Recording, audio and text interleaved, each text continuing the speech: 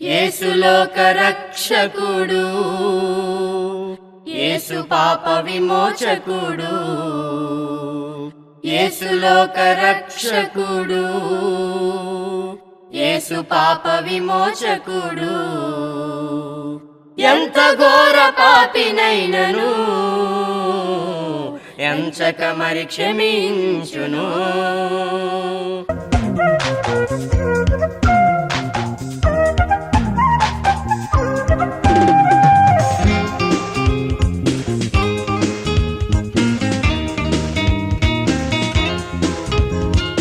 ప్రభునందు ప్రియమైనటువంటి వారులారా, యేసుక్రీస్తు నామములు మీ అందరికీ వందనములు తెలియజేస్తున్నాను. దేవుని యొక్క మహాకృపను బట్టి ఆత్మీయ జీవితం అనేటువంటి ఈ కార్యక్రమం ద్వారా ఆత్మ సంబంధమైన సంగతుల్ని మాట్లాడడానికి దేవుడు నాకు ఇస్తున్న ఈ సమయాన్ని బట్టి, నాకు సహకరిస్తున్న బిడ్డలను బట్టి మీకు వందనాలు తెలియజేస్తున్నాను. దేవునికి కృతజ్ఞతాస్తుతులు తెలియజేస్తూ ఉన్నాను. ప్రభునందు ప్రియమైనటువంటి వారులారా, ఈ సమయంలో దేవుడు మానవుణ్ణి నిర్మించడంలో దేవుని యొక్క ఉద్దేశాన్ని ఆలోచన చేయవలసినటువంటి వారు ఉన్నాం. నేటి దినాల్లో మానవుడు భూమి మీద జీవిస్తున్నాడు. తాను జీవించడానికి మూలము కారకుడు ఎవరో ఆలోచన చేయకుండా కేవలం ఈ భూమి మీదకి నేను ఎందుకు వచ్చాను అనేటువంటి విషయాన్ని గుర్తించకుండా ఈ భూమి మీద నేను ఉన్నాను గనక నా ఆలోచన ప్రకారంగా జీవిస్తాను, నేను తింటాను, త్రాగుతాను, ఎందుకంటే రేపు చనిపోతాము అనేటువంటి ఆలోచన కలిగి మానవులు జీవిస్తున్నారు. ఈ సత్యాన్ని దేవుడు తన గ్రంథంలో జ్ఞాపకం చేశారు. అయితే ప్రభునందు ప్రియులారా, అసలు మానవుణ్ణి లోకంలో దేవుడు ఉంచడంలో దేవుని యొక్క ఉద్దేశాన్ని గనక మనం గమనించినట్లయితే పరిశుద్ధ గ్రంథం తెలియజేస్తుంది. భూమి మీద దేవుడిని మానవుడు ఆరాధించాలి, పూజించాలి. దాని కొరకే దేవుడు మానవుని లోకంలో ఉంచాడు, మానవుని నిర్మించాడు. పరిశుద్ధ గ్రంథంలో ఎన్నో సత్యాలు మనం గమనించగలుగుతూ ఉంటాం. యెషయా గ్రంథము 43వ అధ్యాయము 21వ వచన భాగాన్ని గమనించినట్లయితే యెషయా ప్రవక్త మానవుని దేవుడు నిర్మించుకోవడంలో ఉద్దేశాన్ని తెలియజేశాడు. నా నిమిత్తము నా స్తోత్రము ప్రసరము చేయు జనులు అని చెప్తాడు మాట్లాడి. అంటే మానవుల దేవుడు నిర్మించుకున్న దేని కొరకంటే మానవుడు దేవుణ్ణి మహింపరిచేటువంటి వారుగా ఉండాలని, దేవుణ్ణి ఆరాధించేటువంటి వారుగా భూమి మీద ఉండాలని. వాస్తవంగా ఆలోచన చేస్తే పరలోకంలో దేవుడు గొప్ప ఉన్నతమైనటువంటి స్థితిలో ఉన్నాడు. పరలోక పరిస్థితులు చూసినప్పుడు కోట్ల కొలదిగా దూతలు దేవుని సముఖంలో ఉండి దేవుణ్ణి స్తుతిస్తూ ఉన్నాయి, దేవుణ్ణి గణపరుస్తూ ఉన్నాయి, దేవుణ్ణి ఆరాధిస్తూ ఉన్నాయి. కానీ దేవుడికి ఆ దేవదూతల ద్వారా చేయబడేటువంటి ఆరాధన కానీ, దేవదూతలు స్తుతించేటువంటి స్తుతులు కానీ దేవునికి సంతోషాన్ని కలగజేయట్లే. ఎందుకంటే దేవుడు తన పోలిక చెప్పిన తన స్వరూపమందు మానవుడు నిర్మించుకున్నాడు. తన పోలికతో నిర్మించబడినటువంటి మానవుడు తన సృష్టికర్త అయినటువంటి తండ్రిని గుర్తించి ఆ తండ్రి కోరుకునేటువంటి రీతిలో ఆరాధించాలన్నది దేవుని యొక్క ఉద్దేశమైనది. కనుక మానవుడు దేవుడు కోరుకున్న రీతిలో ఆరాధించలేకపోతూ ఉన్నాడు. ఆదాము మొదలుకుని యేసుక్రీస్తు మరలా ఈ లోకానికి వచ్చే వరకు కూడా దేవుడు ఆశించినటువంటి రీతిలో మానవులు దేవుణ్ణి ఆరాధించలేకపోయారు. ఆయా కాలాల్లో, ఆయా సమయాల్లో బైబిల్ 3 యుగాల చరిత్ర తెలియజేస్తుంది. ఒకటి పితరుల యుగము, రెండవది మోషే యుగము, మూడవది క్రైస్తవ యుగము. అయితే పితరుల యుగంలో పితరులు వారి వారి ఆలోచనను బట్టి దేవుడికి బలులు అర్పించి ఆరాధించేటువంటి వారు. మోషే యుగంలో దేవుడు ఇశ్రాయేలు ప్రజలకి ధర్మశాస్త్రం అనేటువంటి ఒక చట్టాన్ని ఇచ్చి ఆరాధించమని చెప్పాడు. కానీ వాస్తవంగా ఆ యొక్క ఆరాధనలు దేవుని సంతోషపరిచినట్లుగా మనకి ఎక్కడ కనపడవు. ఎందుకంటే ధర్మశాస్త్రాన్ని బట్టి ఏ ఒక్కడు కూడా నీతిమంతుడు కాలేకపోయాడని బైబిల్ చెప్తుంది. ఎబ్రిల్కి రాసినటువంటి పత్రికలో కూడా పౌలు గారు ఈ సత్యాన్ని జ్ఞాపకం చేస్తారు. ఎబ్రిల్కి రాసిన పత్రిక 9వ అధ్యాయము 9వ వాక్య భాగాన్ని చూసినప్పుడు మనస్సాక్షి విషయంలో ఆరాధకునికి సంపూర్ణ సిద్ధి కలుగజేయలేని బలులను అర్పణలు అర్పించబడుచున్నాయి. ఆరాధకునికి సంపూర్ణ సిద్ధి కలగజేయనటువంటి బలులు అర్పణలు పాత నిబంధన కాలంలో ధర్మశాస్త్ర కాలంలో అర్పించబడ్డాయని పౌలు చెప్తున్నాడు. అంటే ఖచ్చితంగా ఆరాధకుడికి సంపూర్ణ సిద్ధి కలగలేదంటే ఈ ఆరాధకుల ద్వారా ఆరాధించబడిన దేవుడు కూడా సంతోషాన్ని కలగజేయలేదు. ఎందుకంటే అది కేవలం భౌతికంగా జంతు బలుల చేత బలు అర్పిస్తూ దేవుడిని ఆరాధించేవారు. కానీ నిజంగా దేవుడు ఏమై ఉన్నాడో మానవుడు గుర్తించి ఆ దేవుణ్ణి అదే స్థితిలో ఆరాధించాలంటే అది సాక్షాత్తు యేసు ప్రభువు వారు భూమి మీదకి వచ్చి బోధించారు. దేవుణ్ణి ఎట్లా ఆరాధించాలి, దేవుడు ఏం కోరుకుంటున్నాడు, ఎలాగ ఆరాధింపబడాలని కోరుకుంటున్నాడు అనేటువంటి విషయాన్ని ప్రభు ఈ లోకానికి వచ్చి బోధించారు. భూమి మీద ఆయన మానవుడిగా జీవించిన దినాల్లో సమరయుల యొక్క పట్టణానికి యేసు ప్రభువు వారు వెళ్ళినప్పుడు ఆ ప్రాంతంలో ఒక సమరయ స్త్రీ ఒక బావి దగ్గర కనపడినప్పుడు ఆమెతో మాట్లాడినటువంటి సందర్భంలో ఈ విషయాలను యేసు ప్రభువు వారు తెలియజేశారు. యోహాను రాసిన సువార్త 4వ అధ్యాయము 20 నుండి 24 వచ్చిన భాగాలు ఆలోచన చేసినప్పుడు దేవుణ్ణి ఆరాధించవలసినటువంటి విధానాన్ని యేసు ప్రభువు వారు అక్కడ బోధించారు. సమరయ స్త్రీతేమో యేసు ప్రభుతో మాట్లాడుతుంది, మా పితరులు పర్వతాల మీద ఆరాధించారు అంటుంది. యూదులైతే యెరూషలేములో ఆరాధిస్తున్నారని చెప్తుంది. కానీ యేసు ప్రభు అన్నాడు, అమ్మ ఒక సమయం వస్తుంది, ఒక కాలం వస్తుంది, ఆ కాలంలో పర్వతాల మీద కానీ యెరూషలేములో కానీ దేవుణ్ణి ఆరాధింపరు. ఆరాధించవలసినటువంటి ఒక స్థలం, ఒక సమయం వస్తుంది.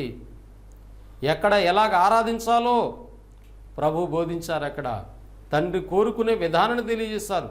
దేవుడు ఆత్మ గనుక ఆయన ఆరాధించేవారు ఆత్మతోనూ సత్యముతోనూ ఆరాధించాలని బోధించారు. దేవుణ్ణి ఆత్మ గనుక ఆత్మైన దేవుణ్ణి ఆరాధించాలంటే యథార్థంగా ఆరాధించాలని తెలియజేస్తారు. యథార్థత కావాలి దేవుణ్ణి ఆరాధించాలంటే, హృదయపూర్వకంగా దేవుణ్ణి ఆరాధించాలనేటువంటి విషయాన్ని అక్కడ యేసు ప్రభు తెలియజేస్తారు. ప్రభునందున ప్రియులారా ఆలోచించేయండి. బైబిల్లో ఉన్న సంగతులకి లోకంలో జరుగుతున్న సంగతులకి ఆలోచించండి. యేసు ప్రభు అంటున్నాడు, పర్వతాల మీద ఆరాధన లేదు, యెరూషలేములో ఆరాధన లేదంటే ఈనాడు యెరూషలేము అనేటువంటిది ఆలోచన చేసి యెరూషలేము వెళ్తేనే క్రైస్తవులకి ఏదో మేలు జరుగుతుంది, లేకపోతే క్రైస్తవ జీవితం వ్యర్థమైపోతున్నటువంటి ఒక ఆలోచనని క్రైస్తవ్యంలోకి తీసుకొచ్చారు. కనుక మనం ఆరాధించవలసిన విధానం చెప్పబడింది, ఎలాగ ఆరాధించాలి, యథార్థత అడిగే చెప్పబడింది. అక్కడ దేవుణ్ణి ఆరాధించాలంటే యథార్థంగా ఆరాధించాలని చెప్పబడింది. ఎందుకు యథార్థంగా దేవుణ్ణి ఆరాధించాలి? దేవుడు ఏమై ఉన్నాడో మనం గుర్తించాలి, దేవుని ఆలోచన ఏమైనదో మనం గుర్తించాలి. కనుక దైవ గ్రంథాన్ని మనం ఆలోచన చేస్తున్నప్పుడు నేను ఆరాధిస్తున్నటువంటి దేవుడు ఏమై ఉన్నాడో నాకు ముందుగా అర్థం కావాలి. నా దేవుడు ఆత్మస్వరూపం నాకు అర్థం అవ్వాలి, నా దేవుడు యథార్థవంతుడని నాకు అర్థం అవ్వాలి. 25వ కీర్తన గ్రంథం 25వ అధ్యాయము 8వ వాక్య భాగాన్ని మనం గమనించినట్లయితే, యెహోవా ఉత్తముడును యథార్థవంతుడునై ఉన్నాడు. దేవుడు ఉత్తముడు అంటే ఇంకా ఆయన తప్పితే ఎవరు లేరండి. మానవ లోకంలో ఉత్తమైనటువంటి దేవుడు కావాలంటే యెహోవా, యేసు ప్రభు చూపించినటువంటి తండ్రి అయిన దేవుడు. యెహోవా ఉత్తముడును యథార్థవంతుడు. దేవుడు యథార్థవంతుడైతే దేవుణ్ణి ఆరాధించే వాళ్ళు కూడా యథార్థవంతులుగానే ఉండాలి. కనుక దేవుడు యథార్థవంతుడు అనేటువంటి విషయాన్ని చెప్పబడుతుంది. యథార్థవంతుడు అంటే అర్థం ఏంటో చెప్పాడు దేవుడు. దేవుడు యథార్థవంతుడు అంటే ఆ యథార్థవంతుడైనటువంటి దేవుణ్ణి ఎలాగ ఆరాధించాలో ప్రభు బోధించారు. కనుక గ్రంథం మనకు తెలియజేస్తుంది దేవుడు యథార్థవంతుడు అనగా దాని అర్థం ఏంటంటే 92వ కీర్తన 14వ వాక్య భాగము, నాకు ఆశ్రయదుర్గమైన యెహోవా యథార్థవంతుడనియు. అంటే నేను ఆశ్రయిస్తున్నటువంటి దేవుడు యథార్థవంతుడనియు, ఆయన యందు ఏ చెడుతనము లేదనియు ప్రసిద్ధి చేయాలి అంటున్నాడు భక్తుడు. అంటే యథార్థవంతుడు అంటే దేవుణ్ణిలో ఏమి లేదని అర్థం, ఏ చెడుతనము కూడా లేదని అర్థం. కాబట్టి చెడుతనము లేనటువంటి దేవుణ్ణి చెడుతనము కలిగినటువంటి వారు ఎలాగ ఆరాధించగలుగుతారు? కనుక ఏదో నేను ఆరాధించేశానని మనకు మనం సరిపెట్టుకోవటం కాదు, కానీ మన ద్వారా ఆరాధింపబడుతున్నటువంటి దేవుడు ఏమయ్యున్నాడో అర్థం చేసుకోవాలి. దేవుడు యథార్థంగా ఆరాధింపబడాలని కోరుచున్నాడు.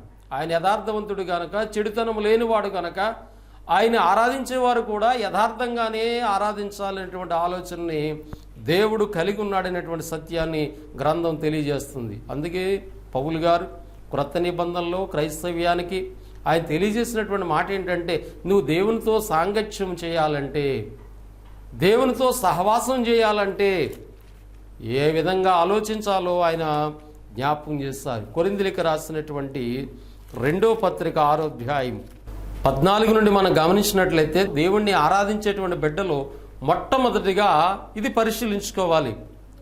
మీరు అవిశ్వాసులతో జోడుగా ఉండకుడి. యథార్థంగా దేవుణ్ణి ఆరాధించాలంటే మన యొక్క జాగ్రత్త ఏంటో పౌలు చెప్తున్నాడు. మీరు అవిశ్వాసులతో జోడుగా ఉండకుడి, నీతికి దుర్నీతితో ఏమీ సాంగత్యం. నీతిమంతుల యొక్క స్థితి వేరు, అనీతిమంతుల స్థితి వేరు.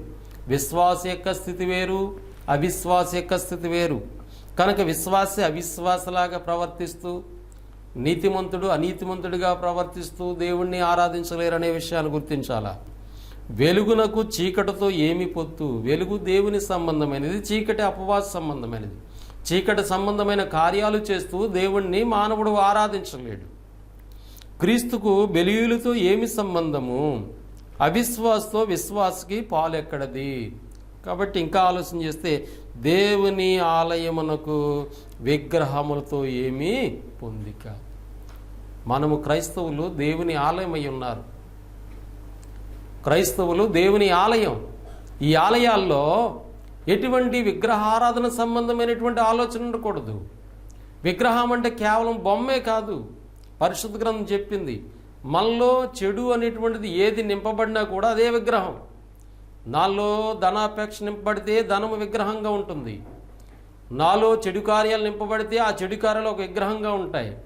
కాబట్టి ఇలాంటి విగ్రహాలతో దేవుని ఆలయాలుగా ఉండవలసినటువంటి వారు నింపబడి యథార్థంగా దేవుణ్ణి ఏ విధంగా ఆరాధించగలుగుతారనేటువంటి విషయాన్ని మనము గమనించాలని పరిశుద్ధ గ్రంథం తెలియజేస్తుంది. కనుక పౌలు ఈ సత్యాన్ని తెలియజేస్తాడు. మనం జీవం గల దేవుని ఆలయమై ఉన్నాం కాబట్టి మీరు ప్రత్యేకంగా ఉండండి, జాగ్రత్తగా ఉండండి అనేటువంటి హెచ్చరికల్ని ఈ యొక్క అధ్యాయంలో పౌలు మనకు తెలియజేస్తారు. కనుక దేవుడు యథార్థవంతుడు, దేవుడు చెడు లేనటువంటి వాడు. కాబట్టి అటువంటి దేవుణ్ణి మానవుడు యథార్థంగా ఆరాధించాలి.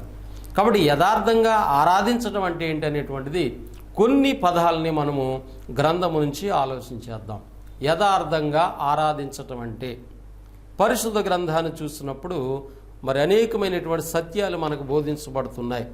యథార్థంగా ఆరాధించుట అనగా కీర్తన 5వ అధ్యాయం 4వ వచన భాగం ఇలా తెలియజేస్తుంది, నీవు దుష్టత్వమును చూసి ఆనందించు దేవుడువు కాదు, చెడుతనమునకు నీ యొద్ద చోటు లేదు. కాబట్టి దేవుడు దుష్టత్వాన్ని చూసి ఆనందించే దేవుడు కాదు. దేవుని దగ్గర చెడుతనమునకు చోటు లేదు. యథార్థవంతుడంటేనే చెడు లేనివాడాయన. కాబట్టి మనం దేవుణ్ణి యథార్థముగా ఆరాధించాలంటే దాని అర్థం ఏంటంటే మనము చెడుతనము లేనటువంటి వారుగా ఉండాలి. చెడుతనము కలిగినటువంటి వారుగా మనం ఉండి మనం దేవుణ్ణి ఆరాధించలేం, మోసపోతున్నాం. ఆరాధిస్తున్నామని మనం మోసపోతున్నామేమో ఒకవేళ. అందుకే దేవుడు వెక్కిరించబడ్డు ప్రియులారా, మనుషుడు ఏది విత్తుతాడో అదే కోస్తాడని బైబిల్ తెలియజేస్తుంది. కాబట్టి మనం ఏ విధంగా దేవుణ్ణి అర్థం చేసుకున్నాం, ఏ విధంగా దేవుణ్ణి వెంబడిస్తున్నాం, ఏ విధంగా దేవుణ్ణి ఆరాధించబోతున్నాం, యథార్థంగా దేవుడు కోరుకున్న రీతిలో ప్రభువు తెలియజేసిన విధంగా దేవుణ్ణి ఆరాధించబోతున్నామా? ఒకవేళ దేవుణ్ణి ఆరాధించాలంటే దేవుడి గురించి అర్థం అవ్వాలి. దేవుడు ఆత్మస్వరూపు కనుక ఆయనకి ఏ రూపాలు పెట్టకూడదు. విగ్రహాల సంబంధమైన ఆలోచనతో దేవుణ్ణి ఆరాధించకూడదు. చెడు కార్యాలు లేనటువంటి వాడు గనక చెడు కార్యము కలిగినటువంటి వారుగా దేవుణ్ణి ఆరాధించకూడదు. ఆయన యథార్థవంతుడు గనక మనం కూడా యథార్థమైన హృదయం కలిగినటువంటి వారుగా దేవుణ్ణి ఆరాధించాలి. అలాగ ఆరాధించాలంటే నీవు నేను అర్థం చేసుకోవాల్సిన విషయం ఏంటంటే మొట్టమొదటిగా దేవుని దగ్గర చెడుతనం మనకు చోటు లేదనే విషయాన్ని గుర్తించాలి. కనుక మన హృదయం చెడుతో నిండిపోయినప్పుడు మనం దేవుణ్ణి యథార్థంగా ఆరాధించలేమనేటువంటి విషయాన్ని పరిశుద్ధ గ్రంథం మనకి జ్ఞాపకం చేస్తుంది. దుష్క్రియలు చేయకూడదనేటువంటి విషయాన్ని కూడా పరిశుద్ధ గ్రంథం తెలియజేస్తుంది. దుష్క్రియలు అంటే దృష్టిని సంబంధమైనటువంటి ఆలోచనలు. దుష్క్రియలు చేయవారు దేవునికి దూరస్తులు అవుతారనేటువంటి సత్యాన్ని పరిశుద్ధ గ్రంథం మనకి జ్ఞాపకం చేస్తుంది. కీర్తన గ్రంథము 34వ అధ్యాయము 12వ వచనం చూసినప్పుడు, బ్రతక గోరువాడు ఎవడైనా ఉన్నాడా? మేలు నొందుచు అనేకమైన దినములు బ్రతకూరువాడు ఉన్నాడా? చెడ్డ మాటలు పలకుండా నీ నాలుకను, కపటమైన మాటలు చెప్పకుండా నీ పెదవులను కాచుకునుము. కీడు చేయటం మాని మేలు చేయము, సమాధానం వెతికి దాన్ని వెంటాడము.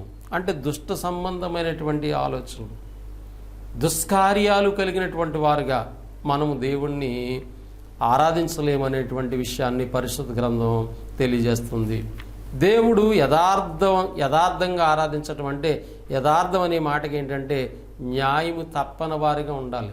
దేవుని పిల్లలు, దేవుడు న్యాయవంతుడు కనుక దేవుని పిల్లలు కూడా న్యాయము తప్పనటువంటి వారుగా ఉన్నప్పుడు మాత్రమే దేవుణ్ణి ఆరాధించగలుగుతారు. పరిశుద్ధ గ్రంథం చెప్తుంది, అన్యాయస్తులు దేవుని రాజ్యమునకు వారసులు కారు అన్నారు. అంటే అన్యాయస్తులు దేవుని రాజ్యానికి వారసులు కానప్పుడు అన్యాయస్తులు దేవుణ్ణి ఆరాధించడానికి సరిపోతాడా? సరిపోడు. కాబట్టి మనము యథార్థంగా న్యాయము తప్పనటువంటి వారుగా మనం దేవుణ్ణి ఆరాధించడానికి ప్రయత్నం చేయాలని గ్రంథం బోధిస్తుంది. రోమిలికి రాసినటువంటి పత్రిక 9వ అధ్యాయము 14వ వాక్య భాగాన్ని కూడా మనం గమనించగలిగినట్లయితే దైవ గ్రంథం ఇలా తెలియజేస్తుంది. కాబట్టి ఏమందుము, దేవుని యందు అన్యాయం కలదా? అట్లు అనరాదు. కాబట్టి దేవుని యందు ఏం లేదు? అన్యాయం లేదు. దేవుని యందు అన్యాయం లేదు కనుక దేవుని పిల్లలు కూడా అన్యాయం లేనటువంటి వారుగా న్యాయస్తులుగా ఉండి దేవుణ్ణి ఆరాధించాలనేటువంటి విషయాన్ని పరిశుద్ధ గ్రంథం మనకి ఇక్కడ జ్ఞాపకం చేస్తుంది. అలాగే మరొక మాటను మనం గమనించినట్లయితే, యథార్థవంతులు అనేటువంటి మాటలో మనం దేవుణ్ణి ఆరాధించడంలో గమనించినట్లయితే హృదయపూర్వకమైనటువంటి ప్రవర్తన కలిగి ఉండాలి. అంటే హృదయము, యథార్థమైన హృదయం కలిగి ఆ ప్రకారంగా ఎవరైతే ప్రవర్తిస్తూ ఉన్నారో వారు దేవుణ్ణి ఆరాధించగలరు అనే విషయాన్ని పరిశుద్ధ గ్రంథం మనకు తెలియజేస్తుంది. కీర్తన గ్రంథంలో ఈ యొక్క మాటను మనం గమనించగలుగుతాం. 15వ అధ్యాయము 2వ వాక్య భాగం, యథార్థమైన ప్రవర్తన కలిగి నీతిని అనుసరించుచు హృదయపూర్వకముగా నిజము పలుకువాడే. యథార్థవంతుడనే మాటకి ఇక్కడ భావాన్ని మనం గమనించినట్లయితే, ఇక్కడ యథార్థవంతుడంటే యథార్థమైన ప్రవర్తన కలిగి నీతిని అనుసరించుచు హృదయపూర్వకంగా నిజం పలుకుతాడు. అంటే హృదయపూర్వకంగా నిజము పలికేటువంటి వారు యథార్థవంతులు, వారు దేవుణ్ణి ఆరాధించగలుగుతారు అనేటువంటి విషయాన్ని మనకి పరిశుద్ధ గ్రంథం తెలియజేస్తుంది. అంత మాత్రమే కాదు, దేవుడు నీతిమంతుడు అనే విషయాన్ని మనం గుర్తించి మనం కూడా నీతిని జరిగించినప్పుడు దేవుణ్ణి యథార్థంగా మనము ఆరాధించగలుగుతాం. ప్రభు భూమి మీద ఉన్న దినాల్లో తాను వెంబడించేటువంటి బిడ్డలు తన దగ్గరికి వచ్చేటువంటి వారికి ఆయన బోధించాడు. ఏమి తిందమో, ఏమి త్రాగుదమో, ఏమి ధరించుకుందామో వీటన్నిటి విషయం మీరు ఆలోచించకండి. నన్ను ఎరగినటువంటి వారు, నేను తెలియనటువంటి వారు వాళ్ళు ఆలోచిస్తారు. మొదట మీరు ఆయన రాజ్యమును, నీతిని వెతకండి, అప్పుడు మీకు అన్నీ అనుగ్రహించబడి అని చెప్పారు. కనుక దేవుని రాజ్యాన్ని, ఆ రాజ్యంలో నీతిని ఎవరైతే వెతుకుతున్నారో, ఎవరైతే వెంబడిస్తూ ఉన్నారో వాళ్ళు దేవుణ్ణి యథార్థంగా ఆరాధించగలుగుతారు. దేవుడు వారి ఆరాధనని ఆలకిస్తారు. వారి ఆరాధనల ద్వారా ఆ బిడ్డల జీవితంలో రావాల్సినటువంటి ఇహపరమైనటువంటి ప్రతి దీవెన ఆశీర్వాదాన్ని వాళ్ళు పొందుకోగలుగుతారనేటువంటి సత్యాన్ని పరిశుద్ధ గ్రంథం మనకి ఇక్కడ జ్ఞాపకం చేస్తుంది. అంత మాత్రమే కాదు, ఇంకా యథార్థంగా దేవుణ్ణి ఆరాధించాలంటే మరి పాపము చెయ్యని వారిగా ఉండాలి. ఒకప్పుడు యేసు ప్రభువులోకి రాకపూర్వము, ప్రభుని నమ్మక ముందు మనము పాపంలో ఉన్నాం. పాపముల చేత, అపరాధముల చేత మనం చనిపోయినటువంటి వారుగా ఉన్నాం. అటువంటి మనల్ని దేవుడు పాపములోంచి యేసుక్రీస్తు ద్వారా విమోచించి పాప జీవితాన్ని తీసివేసి నీతిమంతులుగా చేశాడు, పరిశుద్ధులుగా చేశాడు. ఇక మీదట మరలా మనము పాప సంబంధమైన కార్యాలు చేస్తూ కొనసాగినట్లయితే యథార్థంగా దేవుణ్ణి ఆరాధించలేమనే విషయాన్ని మనం గుర్తించాలి. యోహాను రాసినటువంటి మొదటి పత్రిక 3వ అధ్యాయము 9వ వాక్య భాగాన్ని చూసినట్లయితే ఇలా చెప్పబడుతుంది, దేవుని మూలముగా పుట్టిన ప్రతివానిలో ఆయన బీజము నిలుచును గనుక వాడు పాపము చెయ్యడు, వాడు దేవుని మూలముగా పుట్టినవాడు గనక పాపము చెయ్యజాలడు అని ఉంది.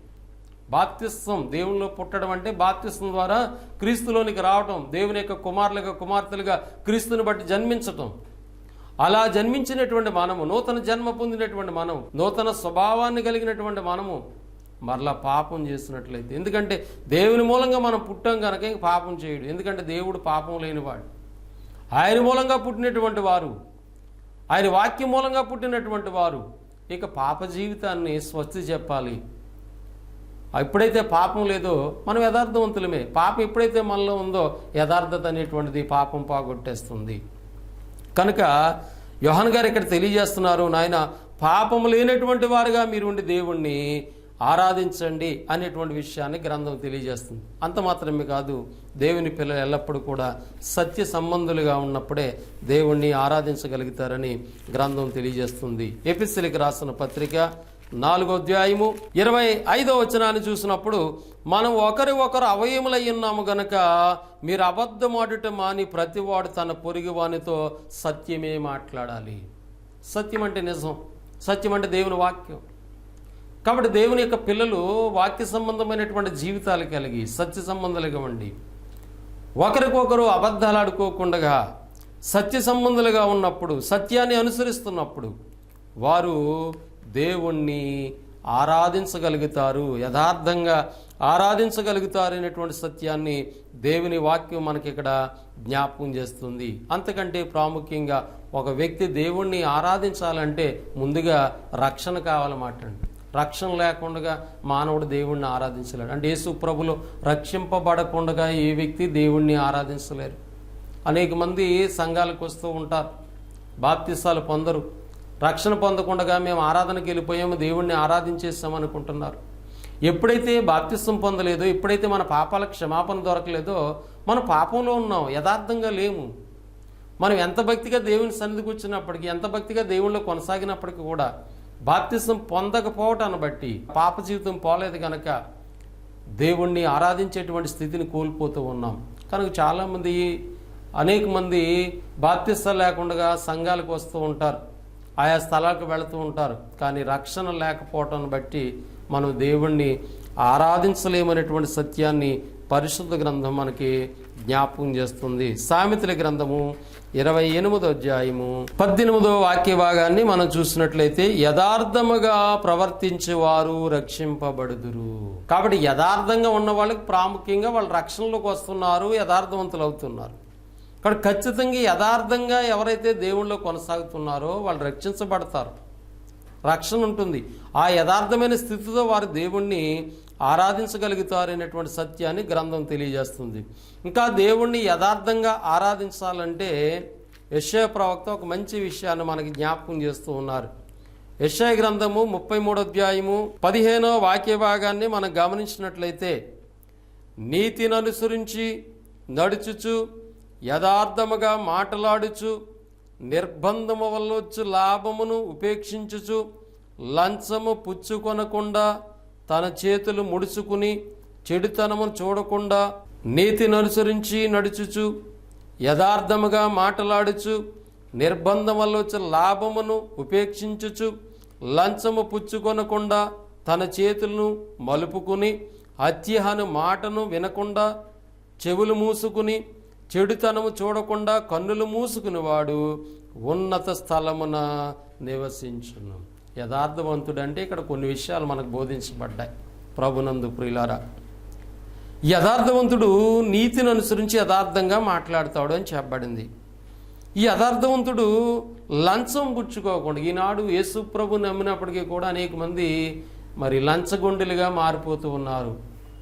అలాంటి లంచగొండులుగా మారిపోయినట్లయితే వాళ్ళ సంఘాలకు వెళ్ళి ఆరాధన చేస్తామని మోసపోతున్నారు వాళ్ళు. ఎందుకంటే యథార్థంగా దేవుణ్ణి ఆరాధించే బిడ్డలు మోసపు పనులు చేయరు, లంచాలని అపేక్షించరు.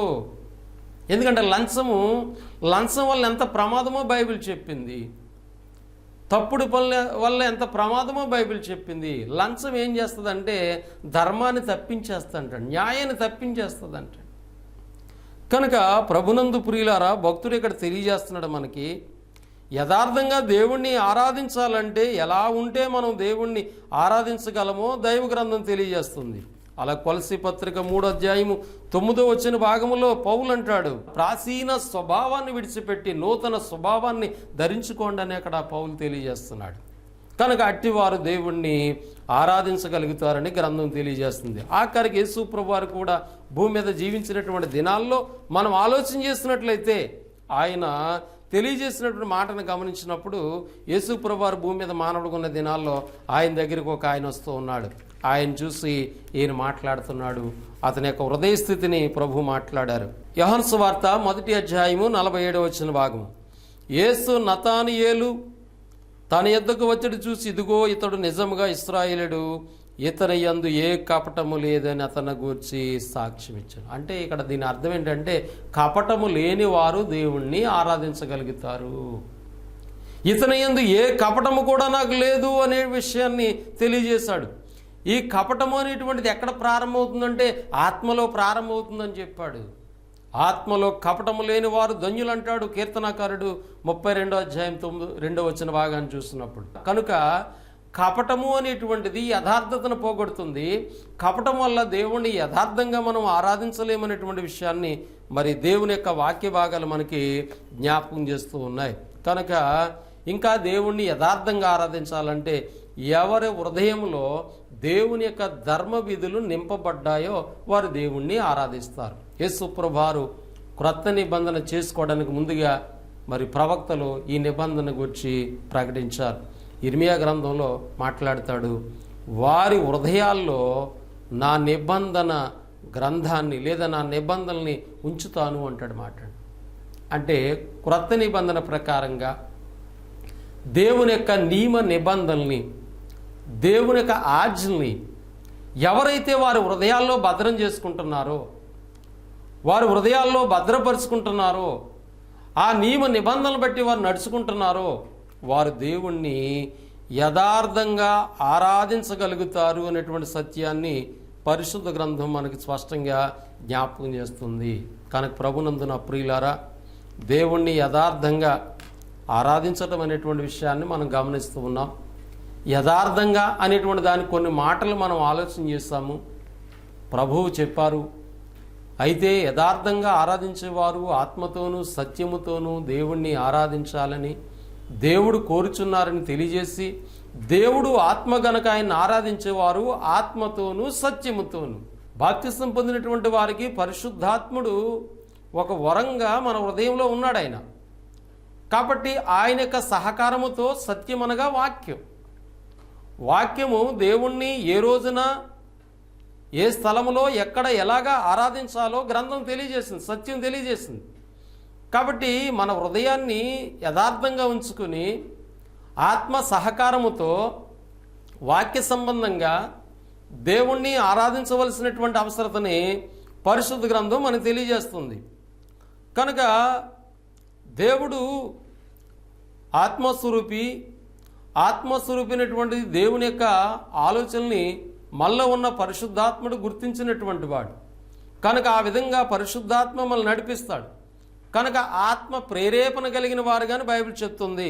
ఫిలిప్పీయులకు రాసిన పత్రిక 3వ అధ్యాయము 3వ వాక్య భాగాన్ని చూసినట్లయితే, ఎందుకనగా శరీరమును ఆస్పదము చేసుకొనక దేవుని యొక్క ఆత్మ వలన ఆరాధించుచు. శరీరాన్ని ఆస్పదం చేసుకోకూడదు. నా శరీరానికి ఇలాగ ఆరాధన చేస్తే బాగుంటుంది అంటున్నాడు మానవుడు. నీ శరీరం ఆలోచనను బట్టి దేవుణ్ణి ఆరాధించకూడదు. నీ శరీర ఉద్దేశాలను బట్టి దేవుణ్ణి ఆరాధించకూడదు. నీలో ఉన్నటువంటి ఆత్మ ఉద్దేశం, నీలో ఉన్న ఆత్మ ఏ విధంగా నిన్ను బలపరుస్తుందో గమనించాలి. ఎందుకనగా శరీరమును ఆస్పదము చేసుకొనక దేవుని యొక్క ఆత్మ వలన ఆరాధించాలి. దేవుని ఆత్మ నిన్ను ఎంత బలపరుస్తాడంటే, ఎంత ప్రేరేపిస్తాడంటే ఆత్మలో తీవ్రతను తీసుకొస్తాడు ఆయన. రోమిలకు రాసిన పత్రిక 12వ అధ్యాయము 11వ వచన భాగాన్ని చూసినట్లయితే, ఆసక్తి విషయంలో మాంద్యులు కాక ఆత్మయందు తీవ్రత గలవారై ప్రభుని సేవించాలి. మనలో ఉన్న పరిశుద్ధాత్మ తీవ్రత ఉంటుంది, ఆయన మనల్ని నడిపిస్తాడు. కాబట్టి గమనించండి, ఒకటి యథార్థత కావాలి హృదయంలో, రెండోది పరిశుద్ధాత్మ సహకారం కావాలి, మూడవది సత్యం. ఈ రెండు కూడా సత్యాన్ని అనుసరించి నడుచుకోవాలి. సత్యం ఏం చెప్తుంది? ప్రభు దినము నాడు సంఘం కూడుకోవాలని చెప్పబడింది. ప్రభు దినం ఏంటి? ఆదివారం. యేసు ప్రభు వారు తిరిగి లేచినటువంటి రోజు. ఈనాడు క్రైస్తవులని చెప్పుకుని కూడా రకరకాల రోజులను పెట్టి ఆరాధనలు అంటున్నారు. ఆదివారము ప్రభువు లేచిన రోజు, ఆదివారము సంఘము ప్రారంభించిన రోజు, ఆదివారము 3000 మంది దేవుణ్ణి ఆరాధించిన రోజు, ఆదివారము అపోస్తలు బోధించినటువంటి రోజు. వీరు అపోస్తల బోధ యందును, సహవాసమందును, రొట్టె విరిచిటి యందును, ప్రార్థన చేటి యందును ఎడతెగక ఉండిరి. ఇదంతా కూడా ఆదివారం జరిగింది. ప్రారంభ సంఘాన్ని మనం ఆలోచన చేస్తున్నప్పుడు కనుక సత్యం మనకు ఏదైతే తెలియజేస్తుందో, ఆదివారము ప్రభు యొక్క సంఘముగా మనం కూడుకోవాలి. ఎక్కడైతే మనం కూడుకుంటున్నామో అది ప్రభు సంఘంగా మనం కూడుకుని దేవుని వాక్య సంబంధంగా మన యథార్థమైన హృదయముతో, మనలో ఉన్న పరిశుద్ధాత్మ సహకారముతో, మూడవదిగా సత్యం ఏం చెప్తుంది, వాళ్ళు ఎలా చేశారు ఆరాధన 3000 మంది. దేవుడు వాళ్ళ ఆరాధన అంగీకరించాడు, వాళ్ళ ఆరాధన బట్టి సంతోషించాడు ఆయన. అపోస్తల ద్వారా ఆదిమ సంఘం చేసినటువంటి స్థితి కనుక ఆరాధనకి బైబిల్ 5 విషయాలు తెలియజేస్తుంది. సంఘము కూడుకొని మొట్టమొదటిగా ప్రార్థించాలి. రెండోది ఆత్మ సంబంధమైనటువంటి పాటలు పాడి ఆ యొక్క పాటల ద్వారా దేవుని మహింపరచాలి. పాటల ద్వారా దేవుని పిల్లలు హెచ్చరించబడాలి. మూడవది వాక్య సందేశం. ఈ వాక్య సందేశం ఎందుకంటే మన ఆత్మను రక్షించడానికి శక్తి కలిగినటువంటి వాక్యం మనకు అవసరం. అలాగే నాలుగవదిగా మన పాప విమోచన కొరకు ప్రభు కల్వర్సిలో యేసు ప్రభు చేసినటువంటి బలియాగాన్ని గుర్తు చేసుకోవటానికి ప్రభు బలను మనం సమీపించాలి. ఐదవది సంఘ క్షేమం కొరకు, దేవుని కార్యాల కొరకు దేవుడు మనకి ఇచ్చినటువంటి ఈవుల నుంచి శ్రేష్టమైన భాగాలు. ఇజ్రాయెల్ ప్రజలైతే 10వ భాగం, కానీ క్రైస్తవులకు 10వ భాగం కాదు, అంతకంటే ఎక్కువేయాలని గ్రంథం మనకు తెలియజేస్తుంది. వర్ధిల్లును కొలిది అన్నాడు కొరింథీయులకు రాసిన పత్రిక 16వ అధ్యాయంలో పౌలు గారు తెలియజేస్తారు. క్రైస్తవుడు వర్ధిల్లు కొలిది దేవునికి ఇవ్వాలి, అంతేగాని 10వ భాగం కాదు. మాట్లాడి పాత నిబంధనలో ఇశ్రాయేల్ ప్రజలకి 10వ భాగం, కానీ మనం 10 కంటే ఎక్కువ ఇవ్వాలి క్రైస్తవుడు.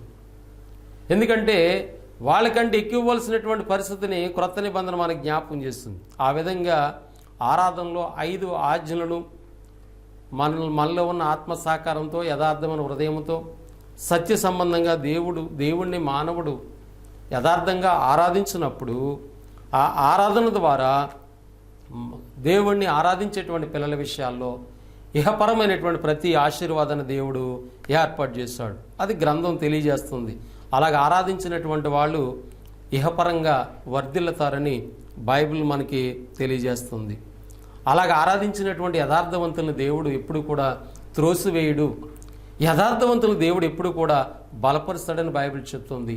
యథార్థవంతులను ఎప్పుడు కూడా మేలు చేస్తాడని బైబిల్ చెప్తుంది. యథార్థవంతుల్ని ఎప్పుడు కూడా ఆయన విడిచిపెట్టకుండా వాళ్ళు ఆనందించేటువంటి స్థితిలో దేవుడు ఉంచుతాడని గ్రంథం తెలియజేస్తుంది. అటువంటి యథార్థమైన ఆరాధన చేసి దేవుని ద్వారా ఇహపరమైనటువంటి మేలు మనం పొందుకుందాం. అనేక మందికి ఆరాధన యొక్క ఉద్దేశాన్ని, ఆరాధన ద్వారా వచ్చేటువంటి పరసంబంధమైన భౌతికపరమైన దీవెన ఏ విధంగా దేవునిలో ఉంటుందనేటువంటి విషయాన్ని దైవ గ్రంథం మనకు తెలియజేస్తుంది. ఆ విధంగా దేవుణ్ణి ఆరాధిద్దాం. ఆరాధించబడాలని ఆయన కోరుతున్నాడు. ఆరాధించేవారుగా మనం ఉండాలని మనల్ని ఈ లోకంలో ఉంచాడు. కనుక దేవుని పట్ల భయము, భక్తి కలిగి విశ్వాసంతో, యథార్థమైన హృదయంతో దేవుడు కోరుకున్న రీతిలో దేవుణ్ణి ఆరాధిద్దాం.